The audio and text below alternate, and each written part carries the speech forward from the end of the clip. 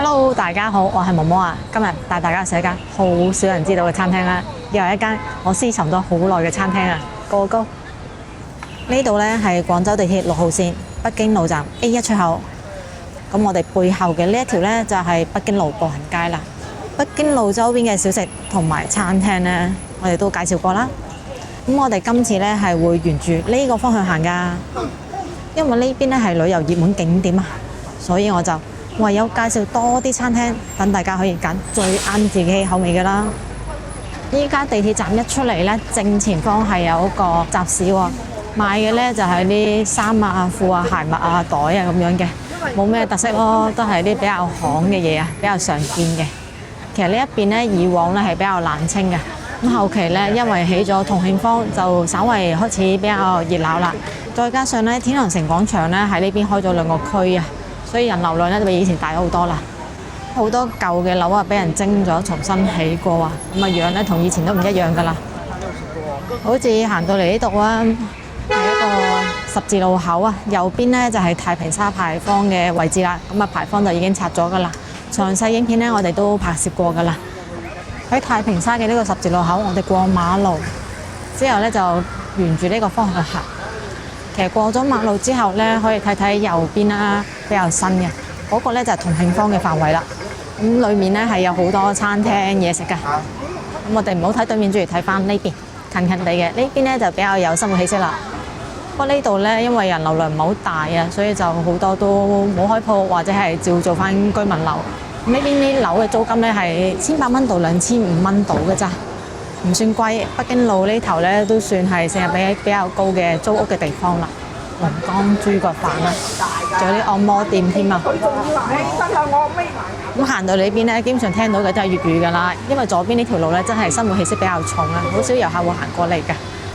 呢間好彩煲仔飯呢都幾出名嘅，附近街坊呢好中意幫襯嘅。呢邊呢就比唔上馬路對面咁繁華嘅。呢個呢就同慶坊啦，係新整嘅廣場，咁有好多嘅餐廳、茶飲店，咩都喺度揾到嘅。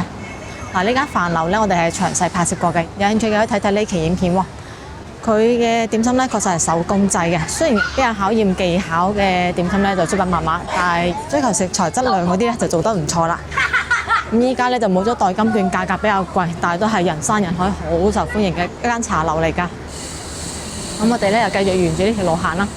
咁呢邊呢，係有座大嘅建築嘅，嗱，呢一座以前呢，係做酒吧嘅。咁之後呢，其實已經冇咩夜生活㗎啦，酒吧呢就倒閉咗。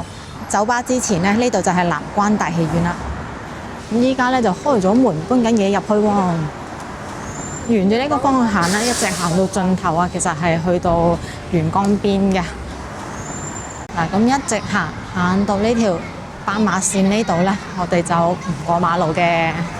咁前面呢座金黃色嘅建築呢，就係天字碼頭啦。咁詳細歷史介紹呢，我哋喺呢期影片度都有講過嘅，有興趣嘅可以睇睇喎。咁我哋呢，就向左轉去揾嘢食啦。呢度呢係8期2馬路啊。咁轉咗入嚟之後呢，會見到有好多學生啊，因為而家係放學時間啊，今日又係工作日啦。工作日出嚟揾嘢食呢，就唔使驚話要排隊啦。馬路對面呢係有間亞朵酒店嘅，呢一間呢係北京路嘅天字碼頭分店啊。咁一晚房費最平呢係680蚊嘅，有江景房亦都有城景房㗎。咁佢係有廣交會嘅免費接送班車㗎。呢間酒店呢雖然就唔新，2016年開嘅，但係規模呢就比較大，而且樓下呢就有星巴克，有需要嘅可以睇睇嘅。咁我哋繼續沿住呢個方向行啦。呢一邊呢亦都係居民區為主嘅，全部都係呢啲比較實用嘅店啊。啲打印鋪啊，或者係啲髮廊啊咁樣嘅，有啲賣日化用品嘅啦，仲有啲係維修鋪啊，比較有生活氣息嘅店。啲養生鋪啊、燉品鋪，咁有啲咧做唔落去就已經要招緊租噶啦。有啲好有特色嘅呢啲湯鋪啊，就專門飲湯嘅，裝修得好靚嘅，成個門口裝到好似花店咁嘅樣嘅。咁佢啲湯呢，由20幾蚊到66蚊嘅咋，唔貴，都係啲比較經濟實惠嘅店。啲煙酒檔啊、地產鋪啊，咁我見有人話呢，廣州仲有5萬蚊一方嘅樓嘅咩？周街都係喎，仲要呢度係元江邊喎，超過5萬嘅呢都有大把。仲要咁近北京路，係市中心市區啊！咁繼續行落嚟咧，會開始見到有唔少嘅餐廳噶啦。而我哋要食嘅餐廳咧，都就到噶啦，就係呢一間啊，火小師廚啊。其實好多年前咧，佢係淨係做河口腸粉嘅，後嚟咧就順便做下啲小炒。以前咧都係啲熟客先知嘅，因為廚藝的確唔錯啊，就越嚟越旺啦。所以依家咧就專門做咗師廚啦。咁除咗呢間老店之外咧，元江中路同埋東華西路咧都係有分店㗎。嗱，呢間文德南老店咧就最方便大家旅遊過嚟食㗎啦。咁火少師廚咧係有做宵夜嘅喎，夜晚咧係會開到凌晨。咁我哋依家咧就入去揾嘢食啦。咁佢以前咧其實主要係做河口腸粉嘅喎，所以個菜單咧就黐咗喺門口呢度嘅。腸粉嘅價錢咧由5蚊雞到15蚊嘅，咁仲有得食粥嘅喎，仲有啲碟頭飯、蒸飯、湯粉麵，價錢咧都唔貴㗎，仲有得加料飲湯添啊！咁依家大部分人嚟食咧，其實食佢嘅炒菜㗎。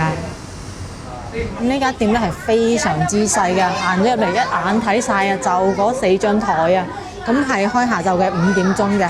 依家咧其實做緊準備嘅咋。佢仲有2樓同埋3樓嘅喎，不過咧都淨係可以行樓梯上落嘅啫。咁3樓咧就包間為主，2樓呢度咧就係呢散客啦。咁都係得幾張台嘅咋，一共咧就5張，2張細台，3張大台，睇到光景㗎。建議大家打定電話嚟訂台啦，因為位真係比較少啊。呢度嘅餐具咧好有特色啊，有廣州印花嘅喎，好少見啊。咁呢度提前預訂嘅話咧，其實係可以食到嗰種大水鱔嘅喎。明嘅人咧都應該知我講嘅係咩啦。至於唔明嘅人就冇必要解釋得咁清楚啦。咁我哋係時候睇睇呢度究竟有啲咩食啦。咁菜單都幾靚嘅。咁啊，首先係佢最出名嘅呢個薑油系列啊。其實咧就係薑油浸啊，分別咧就係薑油浸水魚138蚊1斤，薑油浸生蠔78蚊半打，138蚊1打。薑油浸牛花展128蚊1粒，薑油浸青頭鴨108蚊半隻，188蚊1隻，薑油浸鮑魚6隻96蚊，薑油浸田雞2斤96蚊，咁仲有得食薑油浸大水鱔㗎。除咗薑油浸好出名之外呢，佢個啫煲都唔少嘢㗎，價錢呢就由38蚊到168蚊嘅啫，咁有得食鮑魚燜雞啦、燜鵝啦，比較特色嘅呢係花雕焗牛花展啊，128蚊。咁仲有咧就係風呂燜牛白腩啦，128蚊；啫田雞2斤96蚊；啫魚撲78蚊；仲有啫田雞扣啊58蚊。咁之後咧仲有好多菜可以揀嘅，呢啲就叫招牌菜啦。價錢咧由38蚊到270蚊嘅咋。各種嘅雞鵝鴨可以食啦，仲有好多嘅海鮮啊，羅氏蝦、聖子、鱔、蟹，咁仲有啲魚咁樣嘅。大家睇睇，有唔少菜式咧係需要提前預訂嘅喎。之後咧係啲蒸嘅菜式啊，可以蒸魚啦、蒸雞啦、蒸羅氏蝦啦、蒸排骨啦、蒸沙蟲啦。咁啲菜咧全部都係淨係寫咗中文，就冇英文，亦都冇配圖嘅。明碼實價嘅三晚海鮮啊，由35蚊到98蚊，斤兩都寫埋㗎啦，好仔細啊！呢啲係小炒菜，35蚊到68蚊。其實佢呢度菜式大部分都係由30蚊到58蚊嘅咋，唔貴。有幾款辣菜，蔬菜嘅話呢，大部分都係30蚊。比較貴啲嘅呢係鹹蛋黃、肉絲浸涼瓜青啊，48蚊嘅。咁之後呢，就係啲湯，有燉湯啦，亦都有老火靚湯嘅。咁啊，根據嘅規格大細呢，就有唔同嘅價錢啦。仲有啲小食類嘅，咁睇睇個主食啊，炸饅頭、撈麵、炒牛河、河口腸粉同埋有煎麵嘅，價錢都係30幾蚊嘅咋。最出名嘅呢係河口腸粉啊，38蚊一粒。飯呢係4蚊雞一碗嘅，咁呢個茶位費呢係3蚊雞一個人㗎。咁仲有啲酒水，咁樣呢就睇完咗呢份菜單㗎啦。睇完咗我哋就去落單啦。啫粥腸好香啊，聽到吱吱聲，好有食慾啊！用咗啲紅椒、青椒嚟做配菜嘅。咁上到嚟呢，啫煲雞要炒一炒佢㗎啦。費事黐底啊！條條粥腸咧都切得好均勻嘅大細啊，一樣嘅腸度，真係好靚、好香、好誘人啊！粥腸咧就係連接胃嗰段啊，口感咧特別爽脆，係非常之容易令人接受嘅一個腸嚟嘅。試試味道啦，飆緊煙嘅，親熱食。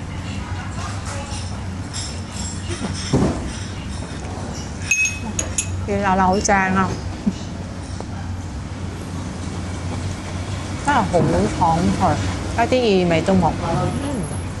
正啊！呢個餸好有大排檔 feel 啊！佢將我啲洋葱同埋蒜嘅味道咧，追晒入條腸度，好正啊！條味啱啱好少少地咁嘅辣嘅鹹香味，仲有啲醬添，唔會太過油，唔會水汪汪。外邊咧係將到脆咁樣嘅，入邊咧彈性，之後咧會有腸嗰啲稍為立黐黐或者係沙沙地咁質感嘅，不過完全冇異味嘅，係好香好有口感嘅味道。竹腸口感真係好好啊，彈牙到唔想講嘢又好正啊！外邊嗰層咧會有少少煙韌嘅感覺㗎，中間嗰層咧就軟滑嘅，最裏邊一層咧就唔一樣嘅感覺。一段仔竹腸啦，就已經有幾重口感啦，最緊要係冇異味啊！最驚咧就食到腸有異味㗎啦。雖然有啲人咧就好中意嗰陣除，但我咧就真係頂唔順嗰陣除嘅。薑油浸生蠔78蚊半打，咁仲有得叫一打嘅，份量就會大一啲。嗱，呢個薑油浸咧睇上去咧係會好多油咁樣㗎。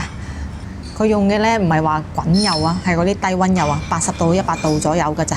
咁慢慢咁樣浸熟呢生蠔，保證佢咧係夠晒嫩嘅，而且咧係鎖到鮮味嘅喎。咁我哋就試一試呢個生蠔啦，半打咧真係有6隻生蠔啊，每一隻咧都係咁大㗎，咁切咗好多嘅薑絲落去嘅喎，好大隻生蠔嚟㗎，有成隻匙羹咁大㗎。試一試味道啦，有薑嘅香味，但係唔辣嘅喎，係真係有香味嘅喎。咁呢啲薑油咧，其實都係用啲黃薑去熬出嚟嘅，黃薑嘅味咧係比較香一啲嘅。咁佢嗰種辣味咧，其實係好深層嘅。不過煉咗油之後咧，係會去咗個辣味嘅，主要係感受個薑味嘅。咁樣浸完之後咧，呢個生蠔係暖暖地嘅，但係入邊咧係好嫩嘅，非常之鮮味嘅，同個薑嘅味道咧係啱啱好嘅，唔會話係好重口味嗰種啊，食個鮮味嘅，正好特別啊！大隻生蠔反晒光，睇上去咧就特別好睇，特別誘人嘅。聞上去咧仲會有少少嘅薑味添啊！食落去咧亦都係淨得薑嘅香味，唔會有辣味。咁樣咧係人都比較好接受啊！生蠔夠大隻夠新鮮，冇沙冇雜質，食落去咧就感受佢嘅鮮味同埋好嫩滑嘅口感啊！好嫩，一啲都唔覺得油口㗎喎。雖然咧定價有啲貴，但係佢啲生蠔真係好大隻㗎，好肥嘅生蠔啊！食落去咧係完全冇異味㗎，好有生蠔嘅香味啊！薑油浸田雞96蚊，哇好多啊！啲薑油都浸唔晒隻田雞啊！我哋睇睇呢個用呢種低溫油浸出嚟嘅田雞係點㗎啦！哇，跣筷子嘅喎，真係好食！嗱咁樣嘅白嫩嘅田雞肉啊，睇上去咧就好多汁，好嫩啦！期待味道，因為呢種做法咧係比較新穎少少嘅，外邊亦都好少見。睇樣咧，我覺得係真係田雞嚟㗎，正啊！開餐啦，靠近會聞到有香嘅薑嘅味道㗎，個辣味咧真係唔係好明顯咯，係咁依食到條薑絲咧先會覺得有少少辣㗎咋。肉咧係好嫩㗎，嫩到好誇張啊！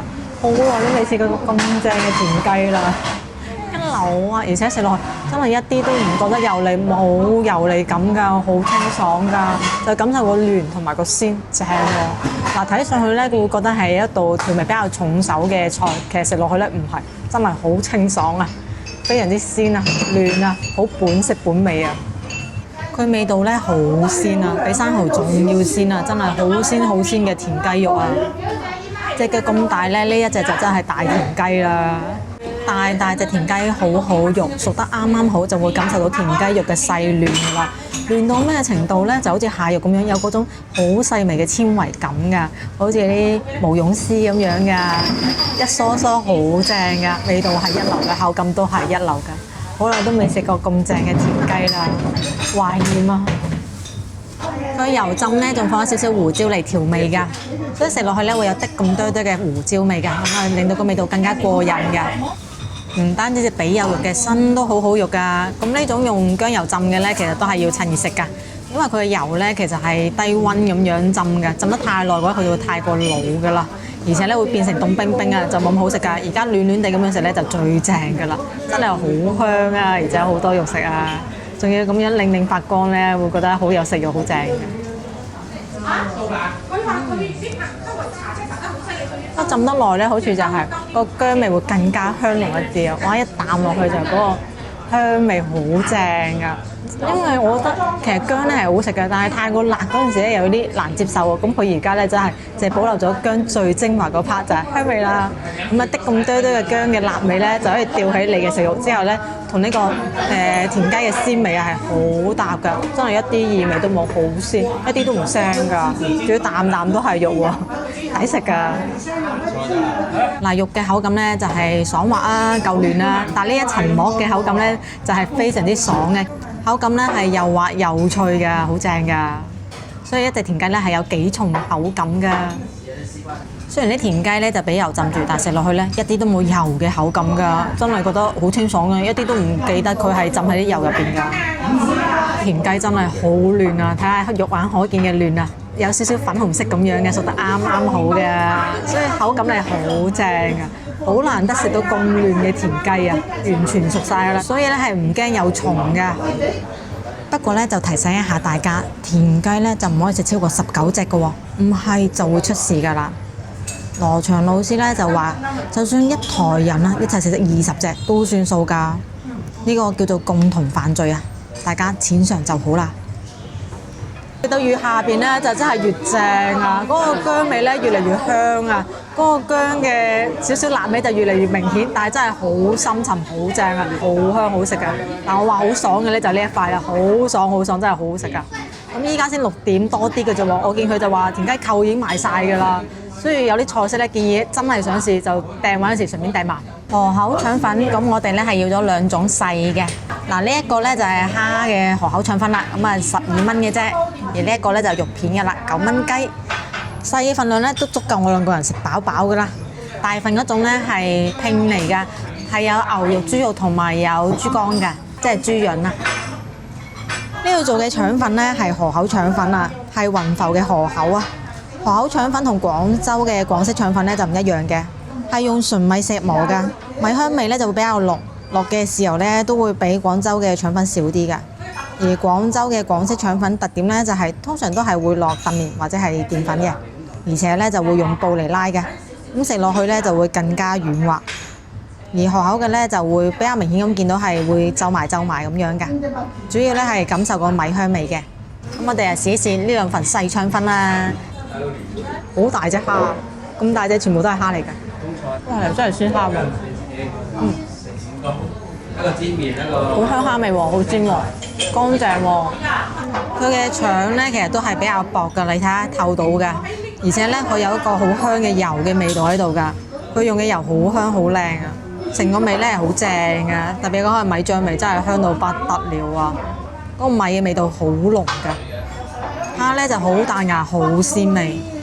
好粗嘅蝦，咁佢係將一大嚿蝦肉咧分咗幾段咁樣均勻分佈喺呢條蝦腸入邊嘅，食落去咧唔單止有鮮味，仲有鮮蝦嗰種彈牙嘅口感嚟㗎，一啲都唔會㗎喎，好少見嘅，真係用鮮蝦做蝦腸㗎咯。好多地方咧，就算寫鮮蝦腸啊，用嘅都唔一定係鮮蝦嚟㗎。你睇一睇呢個豬肉腸啊，幾大下嘅啲份量，所以咧就大份就真係太過大啦。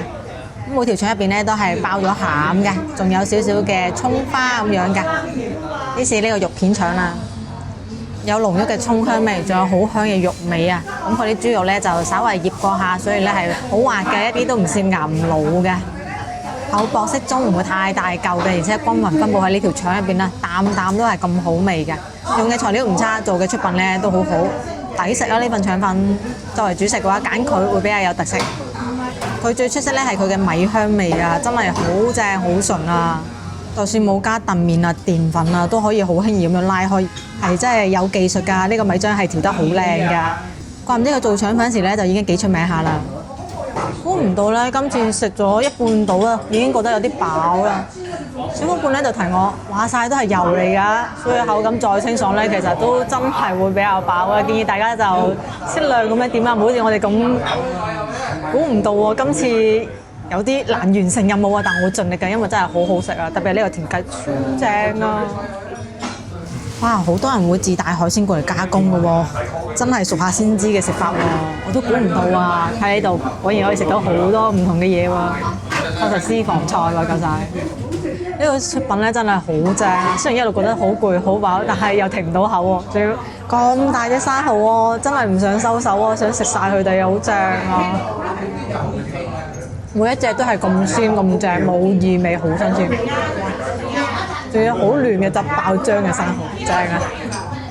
即係夠好食嘅，我哋係一定會食得完㗎。至於嗰啲食唔完嘅，大家就應該明㗎啦。雖然呢餐食到好飽好攰，但係真係好滿足，因為佢出品確實好好味啊！本來咧後邊其他台咧全部都有空嘅，但係一下子咧會坐滿晒，因為全部都係俾人訂晒㗎。嚟得呢度食嘅咧，大部分都係熟客嚟㗎。一訂咧會連續訂幾日嘅台啊，甚至連下個月嘅台啊都訂定先㗎啦，好誇張，真係好受歡迎嘅私廚嚟㗎。食飽就埋咗單啦，3個餸2個腸粉，一共咧係使咗265蚊嘅，好滿足嘅一餐啊！呢度嘅出品咧真係好正啊，尤其係個腸粉同埋個薑油浸係5星推薦㗎。嗱，唔單止味道好啊，佢仲有都係可以食嗰啲罕見食材嘅，嗰啲罕見食材咧仲要全部都係堅嘅，唔係嗰啲流嘢嚟嘅喎，所以就更加正啦。咁我仲見咧好多客人會自帶海鮮過嚟加工㗎，加工費咧大概係20幾到30幾蚊到嘅，咁薑油整嘅話咧就會貴少少㗎。咁多人支持，應該出品唔差嘅。但係呢間店咧係真係好受歡迎㗎。如果你一定想食到佢嘅話咧，建議就打電話過嚟訂位啦，或者係等第2輪、第3輪啦。話晒佢做埋宵夜㗎，開到凌晨㗎喎，唔怕冇位嘅，肯排嘅話肯定食得到嘅。咁今日影片咧就到呢一度啦。中意我影片想食地道菜嘅，關注我頻道喎，點個 like 啊，不如俾新片朋友仔，仲有打個小鈴鐺，有新影片會第一時間通知你㗎。咁我哋下期見啦，拜拜。